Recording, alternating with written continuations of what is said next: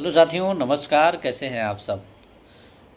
UP TET का जो आवेदन करने की तिथि थी इसको बढ़ा दिया गया है, यानी 3 मई कर दिया गया है आवेदन करने की तिथि को। और 3 मई के साथ साथ इसमें आपको करेक्शन करने का, अगर एप्लीकेशन में कोई गलती आपने किया है तो उसको करेक्शन करने का भी डेट दिया गया है। लेकिन सबसे बड़ा मुद्दा ये है कि ओटीआर करते समय ही अगर आप लोगों ने गलतियां कर दी हैं तो क्या उसमें सुधार हो सकता है, क्या क्या सुधार होंगे, उन सभी बिंदुओं पे हम बात करने के लिए आप लोगों से आज जुड़े हुए हैं। तो देखिए, होता क्या है कि अगर आप ओटीआर करते हैं तो वन टाइम रजिस्ट्रेशन जब आप करना शुरू करते हैं तो वन टाइम रजिस्ट्रेशन करते समय आप अपना नाम, माता का नाम, पिता का नाम, डेट ऑफ बर्थ और एड्रेस आप लोग पहले फिलअप करते हैं। इसेंशियल क्वालिफिकेशन में अगर आप यूपी टेट का फॉर्म भर रहे हैं तो डीएलएड किए हैं, बीएड किए हैं, तो इसको आप लोग भरते हैं। जिसमें अगर आप नाम गलती करते हैं तो संशोधन नहीं होता है, पिता का नाम गलती करते हैं संशोधन नहीं होता है, माता का नाम गलती करेंगे संशोधन नहीं होगा, आप डेट ऑफ बर्थ गलत करेंगे संशोधन नहीं होगा। लेकिन इसके बावजूद अगर कोई भी और अगर आप गलती करते हैं, जैसे डीएलएड या बीएड का आप मार्कशीट का नंबर भर रहे हैं, आप कितना नंबर पाए हैं, क्या इसेंशियल क्वालिफिकेशन जो भी आप भर रहे हैं, तो उसमें आप संशोधन कर सकते हैं। संशोधन करने के लिए क्या होता है कि अब आपका ये होगा कि संशोधन होगा कब तक, अभी तो संशोधन हो नहीं रहा है। तो संशोधन के लिए आपका 27 तारीख से पोर्टल खुलेगा। अगर जिन लोगों को संशोधन करने में असुविधा होगी तो आप इस वीडियो के नीचे कमेंट जरूर करिएगा कि मेरी ये गलती है, मुझसे नहीं हो पा रहा है, कैसे हो। ये हो गया आपका ओटीआर से संबंधित। दूसरी बात, अगर मान लीजिए आपने ओटीआर सही सही कर दिया, अब आप लोगों को क्या करना होगा, आप ओटीआर के माध्यम से आप लोग अब यूपी टेट का फॉर्म आवेदन कर रहे हैं।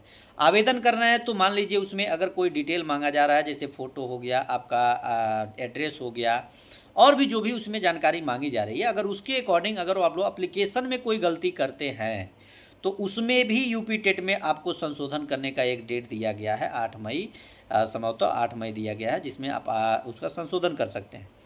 लेकिन सबसे महत्वपूर्ण होता है, किसी भी बहाली में ओटीआर भरते समय बहुत ही सावधानी से भरना पड़ता है। ओटीआर ही आपका अगला चरण होता है, जिस ओटीआर नंबर के माध्यम से आपका रजिस्ट्रेशन होता है, जो आप आवेदन करते हैं।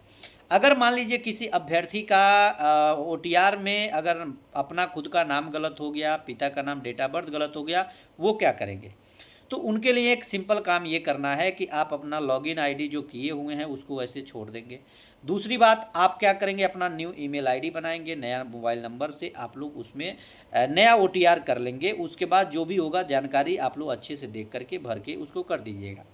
अगर आप लोगों को इससे भी अगर कोई असुविधा होती हो, अगर किसी के किसी चीज़ में करेक्शन करना हो, कोई दिक्कत हो रहा हो, नहीं हो रहा है, तो आप कमेंट जरूर करिएगा। सारी चीज़ों का मैं आपको कमेंट बॉक्स के माध्यम से आपको जोड़ने का प्रयास करूंगा, और आपको एक फुल वीडियो के माध्यम से आप सभी की जानकारी को मैं एक एक करके पुष्टि करूंगा कि कहाँ कहाँ से क्या आपकी सुविधा हो सकती है, कैसे लॉगिन करके कैसे आपको अपने अपडेट करने हैं, क्या क्या गलतियाँ हैं उसको कैसे सुधारना है।